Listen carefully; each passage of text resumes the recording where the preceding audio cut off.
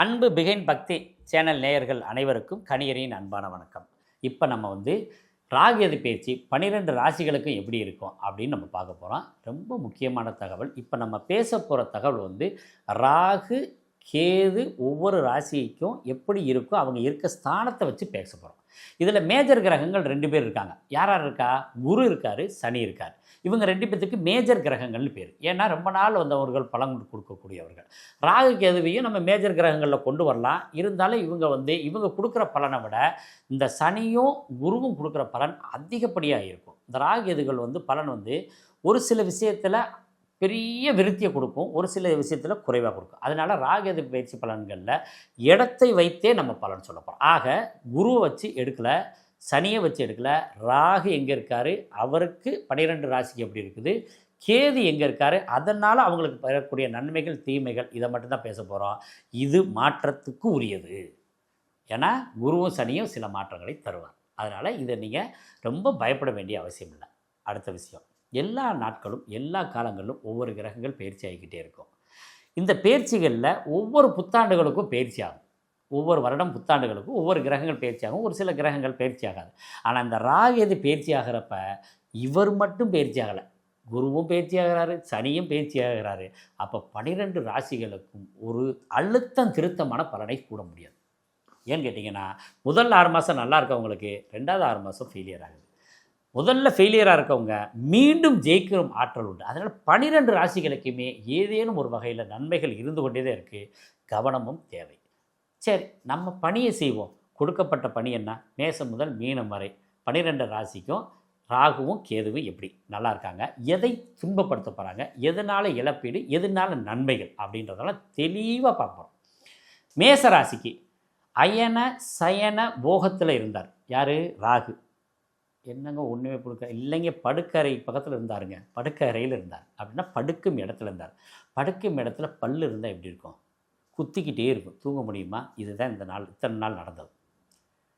அதாவது ராகு பல்லுங்க குத்திக்கிட்டே இருக்கும் படுக்கை அறையில். அப்போ உடம்பு ஒரு சின்ன ஒரு ஊசி குத்திக்கிட்டே இருக்கும்போது எவ்வளோ தூக்கம் இருந்தாலும் எவ்வளவு களைப்பு இருந்தாலும் ஜெயிக்கவே முடியாது, தூக்கவே முடியாது.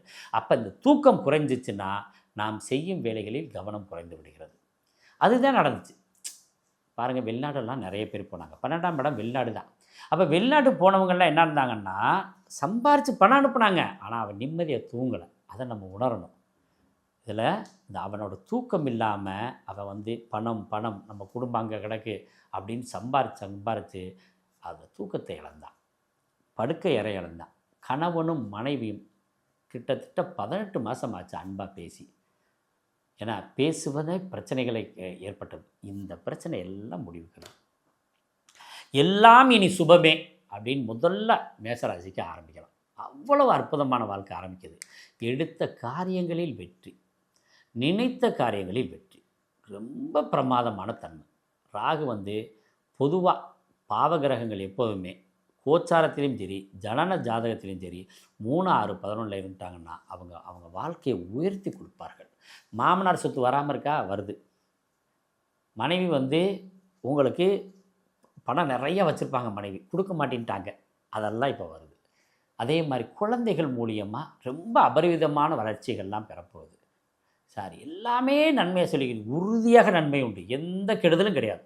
ஏன்னு கேட்டிங்கன்னா, 12ஆம் இடத்துலேருந்து 11ஆம் இடத்துக்கு போகும்போது மேசராசிக அவ்வளோ ஆசைகள், உழைப்பு அனைத்தும் வெற்றி பெறக்கூடிய ஆண்டாக 18 மாதத்துக்கு நல்லாயிருக்கும். ராகுனால உங்களுக்கு எந்த விதமான கெடுதலுமே இல்லை. ரொம்ப பிரம்மாண்ட வளர்ச்சியை கொடுக்க போகிறவர் இவர் தான். இதில் இன்னொன்று, என்னென்ன இடத்துலேருந்து வளர்ச்சியை கொடுக்க போகுது அப்படின்னா, அப்பாவோட சொத்துக்கள் கிடைக்கக்கூடிய வாய்ப்பு இந்த மேசராசிக்காரங்களுக்கு இருக்குது. ரைட்டா? அதுக்கு அடுத்து தொழில் மூலம் செய்த கஷ்டப்பட்டு இத்தனை வருஷம் கஷ்டப்பட்டோம் இல்லையா, அந்த தொழிலில் நீங்கள் உழைச்ச உழைப்பு இப்போ வரப்போகுது. அதுக்கு அடுத்து இந்த வம்பு வழக்கு கேஸ் நடந்துச்சு இல்லையா, அந்த கேஸுகள்லாம் வெற்றி வரப்போகிறது. அடுத்தது ஜாதகன் சேர்த்து வச்ச பணத்தையே வாங்க முடியல, அந்த மாதிரி ஒரு சூழ்நிலை. நான் ரொம்ப அவமானப்பட்டேங்க. இந்த பிரச்சனை 2மே சரியாக போகுது. இதெல்லாம் காரணத்தோடு சொல்லியிருக்கிறோம். இதெல்லாம் அவங்களுடைய அனுபவத்தில், இந்த 18 மாத அனுபவத்தில் இன்னி கிடைச்ச சந்தோஷத்தில் சொல்ல போகிற விஷயமாக சொல்லியிருக்கோம். இதெல்லாம் உறுதியாக நடக்கும். சரி, என்ன பிரச்சனை ஆரம்பிக்க போகுது? அப்பாவோட அப்பா சொத்து இருக்குல்ல, மாட்டிக்கிறோம். சொத்து தகராறு. தாத்தன் சொத்துல கை வச்சிராதீங்க. கட்டாயம் பிரச்சனை உண்டு. தந்தைக்கு அல்லது தாய்க்கு அல்லது தந்தையோட வர்க்கத்தை சார்ந்தவர்களுக்கு கால் சார்ந்த பிரச்சனை பெரிய பாதிப்பை தரும். அடுத்தது, குடும்பத்தில் கணவன் மனைவி அதில் பெண்ணால் பிரச்சனை அடையக்கூடிய ராசி எதுன்னா மேசராசி தான். அமைதியாக இருக்கணும். என்ன பிரச்சனை வரப்போகுது அதை உங்களால் சொல்ல முடியுமா அப்படின்னா கட்டாயம் சொல்ல முடியும். நகையை கொண்டே நம்மளால் அடகு வைக்க போகிறாரு, அதில் சண்டை நடக்க போகுது. ரைட்டா? வீடு மனைவி பேரில் இருக்கும், பேங்க்கில் கொண்டு போய் வைக்க போகிறாரு, அதனால சண்டை நடக்க போகுது. அப்போ இந்த விஷயத்தில் ரொம்ப கவனமாக இருந்துட்டா, அப்பா வேணாமியா நான் எங்கிட்ட வெளில போய்க்கிறேன்னா இந்த சண்டை சச்சரவு குறைஞ்சிரும். அதே மாதிரி புத்திரர்கள் மூலியமாக கொஞ்சம் மன வருத்தம் இருக்கத்தான் செய்யும். ஏன்னாங்க, புத்திரர்கள் வருமானம் பண்ணி கொடுக்குறான், பணம் கொடுத்துட்றேன், அவனால் அந்த பணம்லாம் பிரச்சனை இல்லை, ஆனால் மனசு வேதனைப்படுத்துகிறான். நீ எவ்வளோ தான் பணம் கொடுத்தாலும் ஒரு முறை வந்துட்டு போப்பா அப்படின்னு வெளிநாட்டில் இருக்கவங்களை சொல்கிறோம் இல்லையா? அவன் என்ன பண்ண, பணம் அனுப்புகிறேன், என்னால் இப்படிலாம் வர முடியாது, லீவ் போட்டிருக்கேன், இப்படி ஏதேனும் ஒரு வகைகள். திருமணத்துக்கு அப்பா ஏற்பாடு பண்ணுறாரு, ஆனால் அந்த திருமணத்துக்கு நல்ல திருப்திகரமான குடும்பத்தை விட்டுருவேன், அது மனசு ரொம்ப சங்கடமாக இருக்குது. இது மாதிரி ஏதேனும் ஒவ்வொருத்தருக்கும் ஒவ்வொரு சூழ்நிலைகள் புத்திரர்களால் மனசு வேதனைகள் படும். மேசராசிக்காரவங்களுக்கு மட்டும் குழந்தை பாக்கியத்தில் ரொம்ப கவனமாக இருங்க.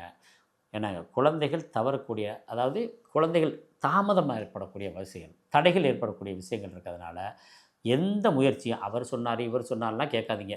கரெக்டான மருத்துவர்கிட்ட போங்க. மருத்துவர்கிட்ட போய் நீங்கள் சரி பண்ணிக்கிட்டீங்கன்னா உங்களுக்கு ரொம்ப பிரமாதமாக இருக்கும். இன்னொன்று, ஒரு ஆன்மீக குருவை நீங்கள் சந்திக்க போகிறீர்கள். எழுதி வச்சுக்கோங்க. கரெக்டாக 9 மாதம் கழித்து, இந்த கேது பயிற்சி ஆனதுக்கு பின்னாடி 9 மாதம் கழித்து உங்கள் வீட்டுக்கு ஒரு ருத்ராட்சம் வரும். ருத்ராட்சம் உங்களுக்கு ஒரு பெரியவரே வந்து கொடுப்பார். கையில் வந்து ருத்ராட்சம் வரும். அந்த ருத்ராட்சம் உங்களுக்கு சிவன்கிட்டருந்து வந்த மாதிரி நீங்கள் ஃபாலோ பண்ணலாம். கட்டாயம் வரக்கூடிய வாய்ப்பு இருக்குது. அதை நீங்கள் வழிபாடுகளை வச்சுக்கோங்க. துன்பங்களிலிருந்து விடுபடுங்க. பூர்வீகத்தை விட்டு இடம் மாறி இடம் போங்க.